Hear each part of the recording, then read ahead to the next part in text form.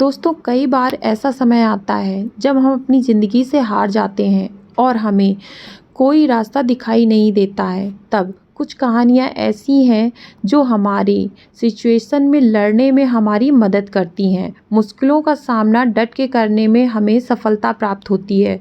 किसकी वजह से? सिर्फ़ और सिर्फ़ उन कहानियों की वजह से। तो दोस्तों, आज एक ऐसी ही कहानी मैं आपको सुनाने वाली हूँ। एक बार की बात है, एक गरीब औरत थी जिसका नाम सरस्वती था। वह एक छोटे से गांव में अपने पति और 2 बच्चों के साथ में रहती थी।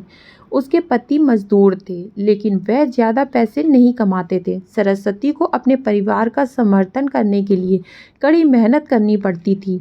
वह अमीर लोगों के घरों में नौकरानी के रूप में काम करती थी। एक दिन सरस्वती के पति की दुर्घटना में चोट लग गई।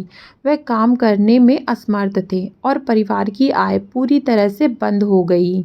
इस बात से सरस्वती चिंतित रहने लगी। वह अपने परिवार को कैसे चलाएगी, क्या खिलाएगी, हमेशा उसके मन में यही लगा रहता।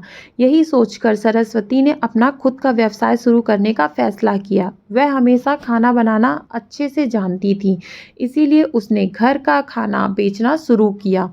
यही उसने सोचा कि मैं घर का खाना बनाकर बेचूंगी। उसने अपने पड़ोसियों और दोस्तों को खाना बेचना शुरू किया। उसका खाना इतना स्वादिष्ट था कि जल्द ही गांव में वह लोकप्रिय हो गई। इसी तरह धीरे धीरे सरस्वती का व्यवसाय तेजी से बढ़ गया। उसने स्थानीय बाजार में अपना खाना बेचना शुरू किया। उसने इन्वेस्ट की भी कैटरिंग शुरू की। सरस्वती एक अच्छी कमाई करने में सक्षम थी और अपने परिवार का समर्थन कर सकती थी।